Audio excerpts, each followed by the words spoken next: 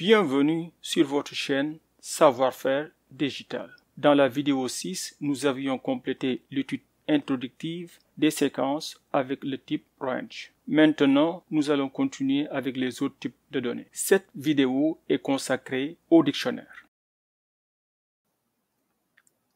Et voilà, on va commencer la démonstration sur les dictionnaires. Dans le langage Python, les dictionnaires, comme les séquences, list, tuple et range, sont des collections. Cependant, il existe une différence fondamentale. Les dictionnaires ne sont pas des objets séquentiels, mais plutôt ils sont des objets de correspondance. En anglais, on dit mapping object. Qu'est-ce que cela veut dire?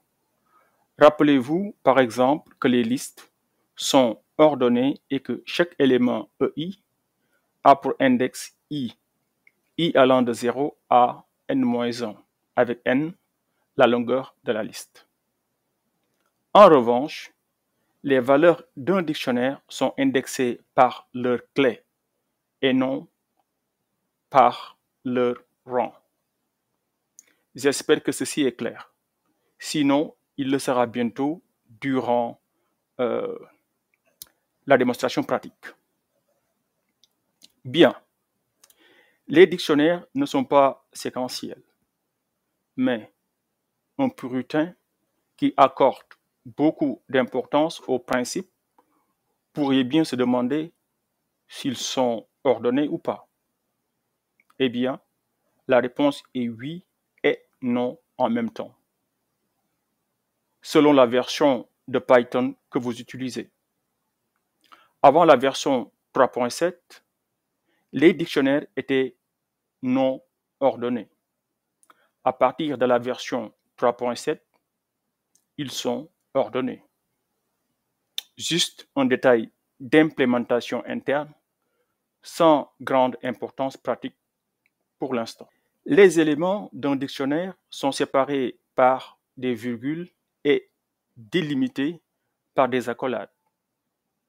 Ils sont représentés sous forme de clés et de valeurs, avec deux points entre la clé et puis la valeur. Maintenant, nous avons dit que, comme les séquences, les dictionnaires sont aussi des collections. Mais c'est quoi en fait les cas d'usage maintenant des dictionnaires? Les dictionnaires sont pratiques pour la manipulation de structures complexes. En plus, ils améliorent la lisibilité du code si les clés sont faciles à retenir. Enfin, les clés permettent un accès immédiat aux valeurs de la collection. Maintenant, voyons tout ceci en pratique. Bon, voilà mon code. Je commence tout juste avec un print statement. C'est juste pour aller à la ligne et puis faciliter en fait l'affichage des sorties du programme.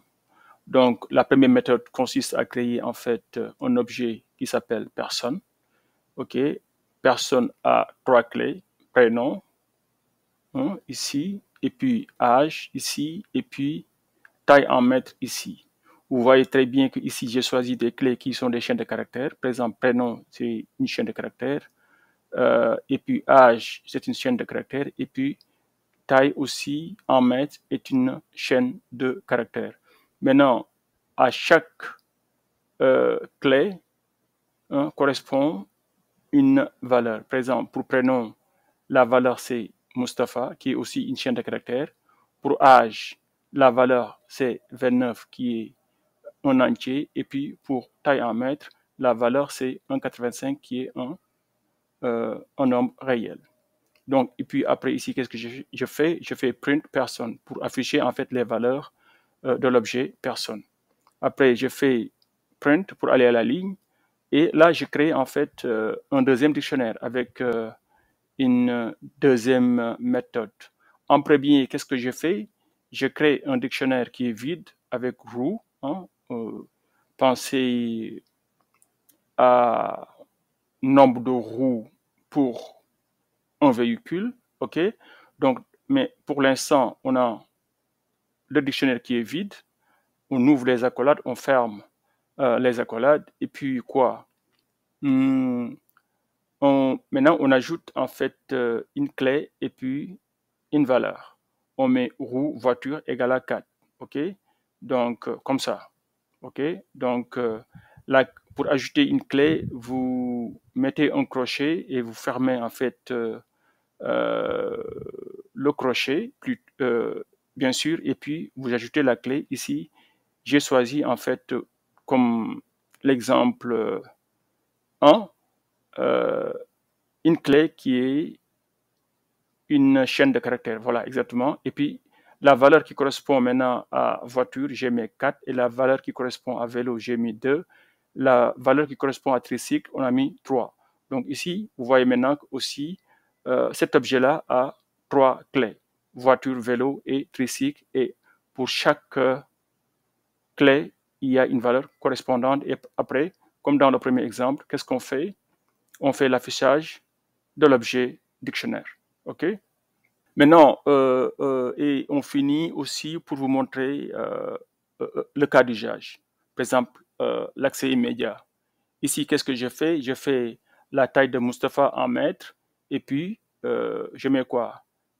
Je mets personne, taille en mètres. Pourquoi? Parce que le dictionnaire, c'est l'objet personne et puis la clé, c'est taille en mètres.